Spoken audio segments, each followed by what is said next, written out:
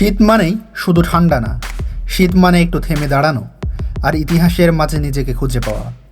আজ এই শীতের সকালে বাংলাদেশের জাতীয় স্মৃতিসৌধ থেকে স্বাগত জানাচ্ছি আমি মোহাম্মদ ফয়সাল, যেখানে বাতাসে মিশে আছে স্বাধীনতার গল্প আর নীরব সম্মান।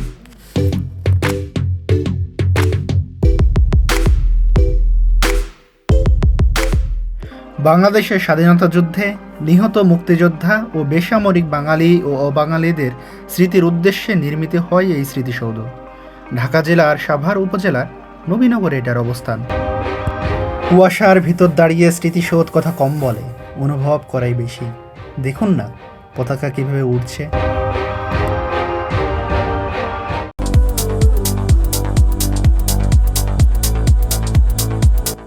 57টি নকশার ভিতর থেকে সৈয়দ মাইনুল হোসেনের নকশাকে সবাই পছন্দ করেছিল।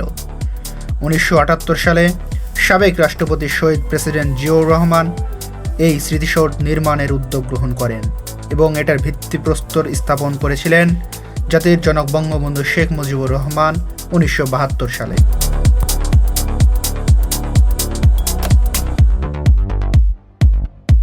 বাংলাদেশের জাতীয় স্মৃতিসৌধটি প্রতিষ্ঠিত হয়েছে 84 একর জমির উপর।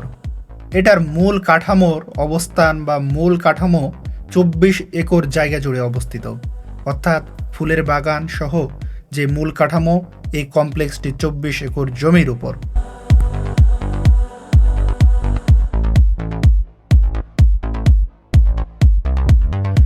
এর মূল কাঠামোটি 7 জোড়া ত্রিভুজ আকৃতির দেয়াল নিয়ে গঠিত। 7টি স্তম্ভ দ্বারা স্বাধীনতা অর্জনের যে 7টি গুরুত্বপূর্ণ পর্যায় সেটিকে নির্দেশ করে। 1952 সালে ভাষা আন্দোলন, 1954 সালে যুক্তফ্রন্ট, 1956 সালে শাসনতন্ত্র, 1962 সালে শিক্ষা, 1966 সালের 6 দফা, 1969 সালে গণ অভ্যুত্থান এবং সর্বশেষ 1971 সালের মহান মুক্তিযুদ্ধ।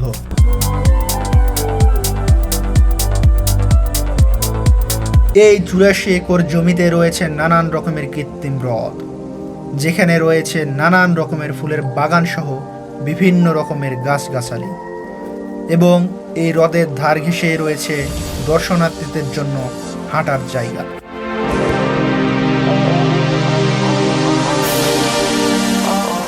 এই প্রাঙ্গণে আরও রয়েছে মসজিদ, উন্মুক্ত মঞ্চ, ক্যাফেটেরিয়া, হ্যালিপ্যাড, অভ্যর্থনা কক্ষ সহ ফুলের বাগান। আরও রয়েছে অজ্ঞাতনামা শহীদের 10টি সমাধি।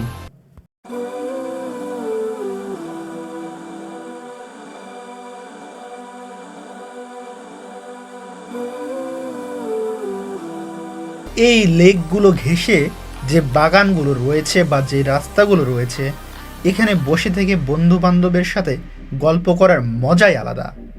গ্রীষ্মের সময় এইখানে এসে এই ঠান্ডা পরিবেশে বসে থেকে গল্প করার যে মজাটা, এটা নেওয়া আপনারা ভুলবেন না। আমি শীতের ভিতরে এসেছি, এই সময়েও এখানে ঘোরার মজা অন্য রকমের।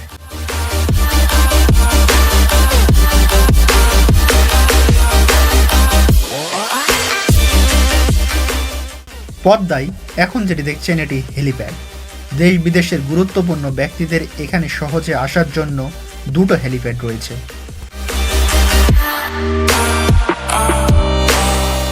স্মৃতিসৌধের সর্বোচ্চ চূড়া বা সর্বোচ্চ স্থানটি 150 ফুট বা 45 মিটার। 1979 খ্রিস্টাব্দে মূল স্মৃতিসৌধের কাজ শুরু করা হয় আর 1982 সালে তা শেষ করা হয়।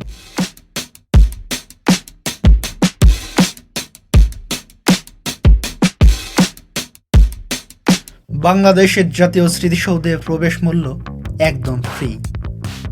এটি খোলা থাকে সকাল 10টা থেকে বিকাল 5টা পর্যন্ত।